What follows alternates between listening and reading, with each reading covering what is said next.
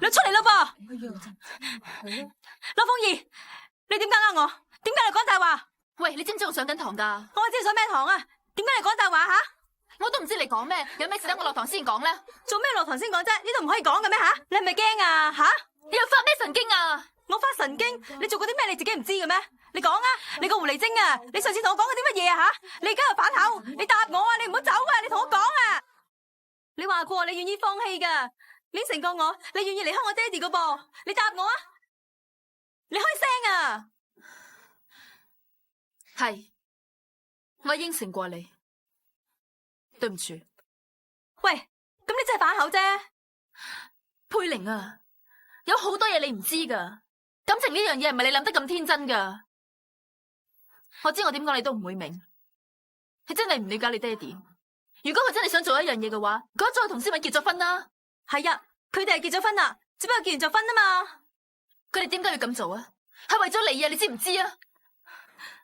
佢可以為咗我同馬思敏結婚啊，點解唔可以再為咗我同我媽咪結婚啫？我覺得你真係好似你嫲嫲，點解你係都要咁自私嘅啫？唔通你真係忍心見到你爹哋為咗你放棄自己嘅幸福咩？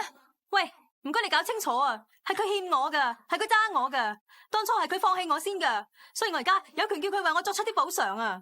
當年放棄你嘅唔止係佢啊，仲有你嫲嫲同你媽咪啊！係，但係佢哋而家都後悔啊！我嫲嫲而家都肯接受我，而我媽咪啊亦都願意為我作出補償，只不過係我爹哋唔願意啫嘛。我爹哋唔肯啊，全部都係因為你啊！如果唔係你啊，就咩問題都唔會出現。我真係咁大影響力嘅話，就證明你爹哋真係中意我。唔通你真係想你爹哋一世都唔開心咩？我覺得你真係好過分。咩話？你不如話你自己虛偽啦！明明係你自己唔想放棄，你係將啲責任推晒喺我爹哋身上。